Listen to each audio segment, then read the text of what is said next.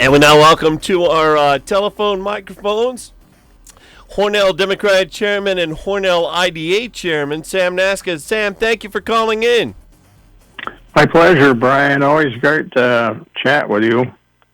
Well, Sam Nasca, wanted to start out with some Democrat issues. I wanted to get your thought on the Tracy Matrano race for Congress and how things have been going with Tracy Matrano's campaign.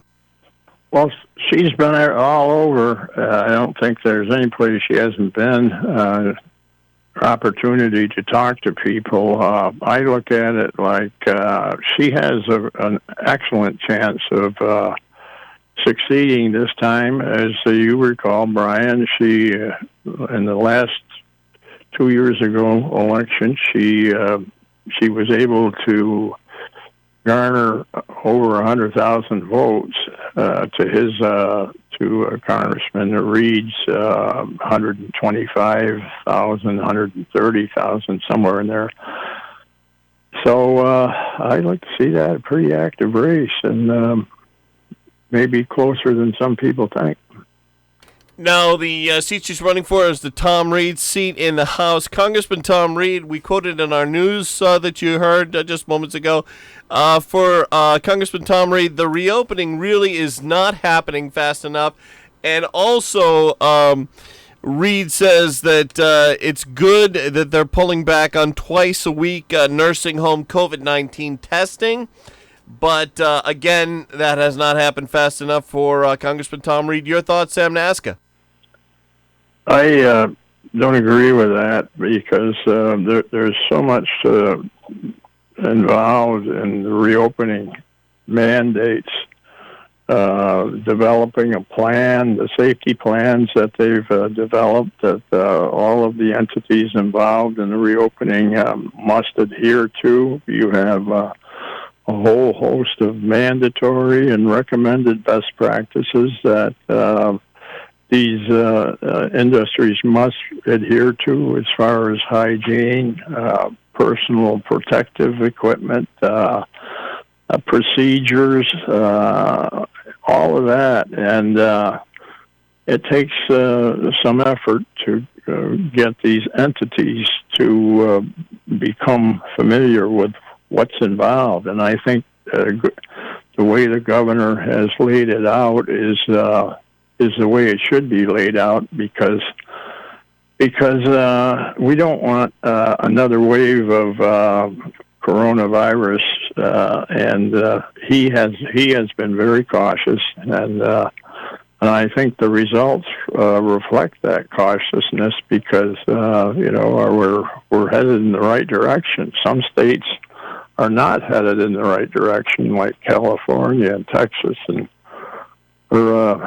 other states. I think there's about 18 states where the coronavirus numbers are going up, and we're not. We're headed in the right direction. And I think the cautious approach that the governor has implemented and laid out in mandatory form is the way to go. And we simply don't want to be starting a new wave and return to the numbers that we experienced earlier, which were horrendous.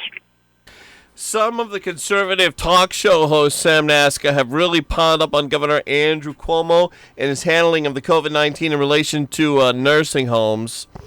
And judging by the fact that these are national hosts that I'm thinking of, my best guess is the conservatives, and they've said as much, they think that Cuomo was going to get dragged or drafted, I should say, into the presidential race and replace Joe Biden.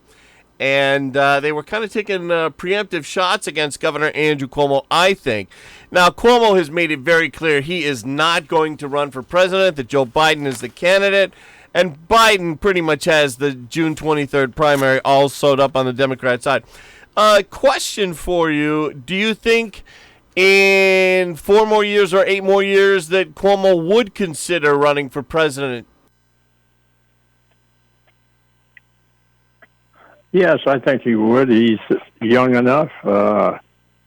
he has probably the most widespread name recognition of anybody out there, and of course the coronavirus pandemic has expanded on his name recognition around the country, as he was certainly lauded for being one of the forerunners in dealing with it in the early days. Talking with Sam Nasca, the Hornell Democrat chairman and Hornell Industrial Development Agency chairman. We're going to get to some Hornell IDA questions in the second segment. Sam, Leslie Danks-Burke returning to state politics. Leslie Danks-Burke is campaigning against State Senator Tom O'Mara in the state Senate race here. Your thoughts on how Danks-Burke's been doing? She's been everywhere. I don't think there's anywhere that she hasn't been that's possible under these virtual conditions. She has spoken to about every group that she has had access to, and she has a lot of experience from her previous runs. So I think that'll be a very active race, and she's citing Tom O'Mara's maybe absence in some at some points in time as a issue, and I think she'll do well. Talking to Sam Nasca this morning live on Newsmaker. Now, Sam, I don't know how many of our listeners are aware of this. Sam has a very interesting job in Albany on top of his Hornell Democrat and Hornell Industrial Development Agency work. Sam is one of the top guys there, if not the top guy, at the United Transportation Union in Albany. I wanted to ask you how COVID-19 has affected the unions, but if you could explain to our listeners who are not in the know, what does the United Transportation Union do? From the title of it, it sounds like it's a combination of unions. What do you do there, and what does the United Transportation Union do, Sam?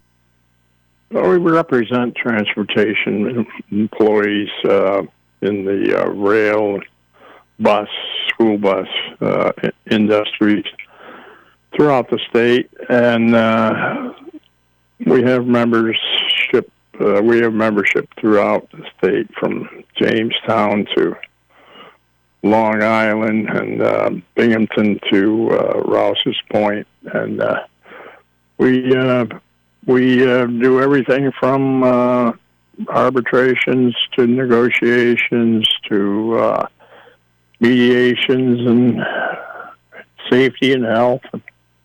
We do all those things. Interesting. So it sounds like you cover pretty much the whole state with the exception of New York City. Would I be correct to say that, Sam?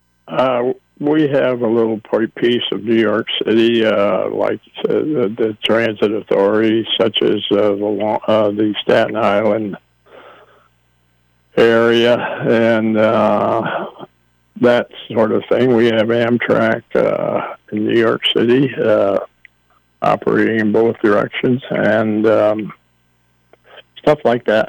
Okay. How has COVID-19 affected the United Transportation Union employees? Well, I've spent most of the period of time with issues like personal protection equipment. Some of the entities I represent were slow in getting that stuff out there, and people were being exposed, and we had to work on that in the hundreds of areas to ensure that our members were safe, and that was a big chunk of what we were doing during the COVID pandemic. Also, we had to deal with, there was a huge influx of unemployment issues, both in the rail industry and the private sector, and frankly speaking, I don't think our state was necessarily prepared for the volume of claims that were created, and I spent most of the time on the phone trying to find people to talk to get these situations cleared up, because there was people out there that were waiting for their unemployment benefits, and they weren't coming. And it was at the time it was difficult reaching people, because most of the people that are involved in that were working from home, and created a lot of cumbersome issues to clear up those things. My primary and first concern was, of course, the safety of because a lot of our employees were working as what is called essential employees, and like the Long Island Railroad, they were operating almost in a full operational concept, and they were probably one of the most exposed group that I was facing, and a lot of members were tested positive because of they were operating in very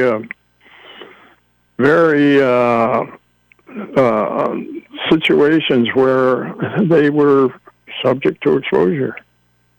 Yeah, it sounds like a very tough and complicated situation. Sam Nasca there from the Hornell Democratic Party and the Hornell Industrial Development Agency, talking about his United Transportation Union job in Albany. Sam wears lots of hats, as you can tell, and we'll have him put on his Hornell IDA hat in just a moment. Stay with us here on Newsmaker. Mullen Factory Direct Flooring in Almond is open, and they want you to know that they're following health and safety guidelines in order to keep everyone safe during this crisis. Mullins also understands that you may have a flooring project with a deadline that can't wait, like apartment renovations, new construction, an unexpected catastrophe. Whether you need it installed or you do it yourself, they'll do their best to make sure they take care of you with safety in mind and get that project done on time. They have over 500,000 square feet of in-stock flooring, and they offer special financing to qualified buyers. Mullen Factory Direct Flooring in Almond. At UR Medicine, we're taking urgent care in a whole new direction by offering telemedicine so you can get help anywhere, and adding things on site for increased safety, like symptom screenings, reconfigured waiting areas, rigorous disinfection, and masks for everyone. We know illness and injuries won't stop. Neither will we. Urgent Care redesigned. Go to urgentcare.urmc.edu. Got an old car? You can donate it, whether it's running or not, to the United Breast Cancer Foundation and save a life. They'll even come and pick it up for free. The United Breast Cancer Foundation has saved hundreds of women's lives through their free or low-cost breast screen exams. But now they need your help. The United Breast Cancer Foundation wants to save more lives through early detection by offering women free or low-cost breast screening exams. And donating your old car, SUV, or truck, whether it's running or not, helps pay for them. Plus, you get a charitable tax deduction. Help the United Breast Cancer Foundation save lives by donating your old car, SUV, or truck. Call now for free pickup. 800-245-0823. 800-245-0823. And back on Newsmaker with Sam Nasca, now putting on his Hornell Industrial Development Agency hat. Sam Nasca, the Hornell IDA has done a lot in terms of helping local businesses out in the COVID-19 get funding. Wondering, with those grants, with those loans, maybe both, and how has that gone? That's gone fantastic. We have helped, as you know, we had the $250,000 program that we developed as a result of previous federal funding for projects, and we helped out. I'm not sure the exact number, but it's around 25 or more Hornell small businesses and anywhere from I think it was 3,500 to 20,000. And we have received back documentation as to what they used the money for, and in most cases, or all cases, that money was almost a godsend to keep their small business running. And I think it was one of the best $250,000 we've dealt with throughout my entire career with the agency, because we received feedback that was fantastically positive, and I don't know what some of these businesses would have done without those the infusion of that money. Yeah, I know from having had Sean Hogan on the show, it was a big help to a lot of people. This was the biggest thing to hit the area, I believe, since the flood of 1972, which was, I believe that was that the year or somewhere around there when the IDA got going, Sam, 1972? It was more like, 1972, 73, 74. It was created as a result of an amendment to the Public Authorities Law, which actually occurred in 1960, was passed in 1969. At the time that we were created, which was, like you say, 72, 74, at the time that the railroad was leaving Hornell. Of course, Hornell had a population of 16,000 to 18,000 people just before that, because of the railroad employment. And the legislators that created the IDA in the New York State Legislature, they passed the Home Rule legislation, were Charlie Henderson and Senator Cadillac Bill Smith. They're the ones that created the Home Rule legislation during the Andy Mazzella mayoral time, and I was one of the founding members, as was Jimmy Griffin. I think our two leaders, Jimmy Griffin, the executive director, and Sean Hogan, our consultant, has done a fantastic job during these difficult times, and have brought us some great successes. And I think the Hornell residents will see the opportunities that flow out of their efforts and our efforts, the board's efforts. The board is comprised of Dave Parmalee, Ed Fleitz, myself, John Carbone, George Preet, and we meet, we give of our time, we're volunteers, we don't get paid, and it's been a fantastic run for me to work with those people. I might mention our executive consultant, Sean Hogan, underwent some serious surgery yesterday, although I didn't know that. The word is that he's doing well. Well, that's good. That's good. Always good to hear that. And hope Sean is doing well. Sam Nasca, any IDA projects that we can talk about in the last couple of minutes? Well, as you know, we got projects going with Alstom, and some are at the fruition state, and some of them are depending on some significant decisions that will come along. But we're there. We spend a lot of time on it. Our executive director, executive consultant, and board have spent an inordinate amount of time. We've met with officials from Alstom from everywhere, and to formulate a program and to get the necessary contractors and specialists that we need to have to complete these projects. So we're there. We're just waiting for decisions. Okay, we've been speaking with Sam Nasca, head of the Hornell Democratic Party, Hornell Industrial Development Agency chairman, and we found out some interesting things about the United Transportation Union work Sam does as well. He wears lots of hats. Always great having you on, Sam. Thank you. It's always a pleasure to be on. I've always enjoyed it, and you've been a very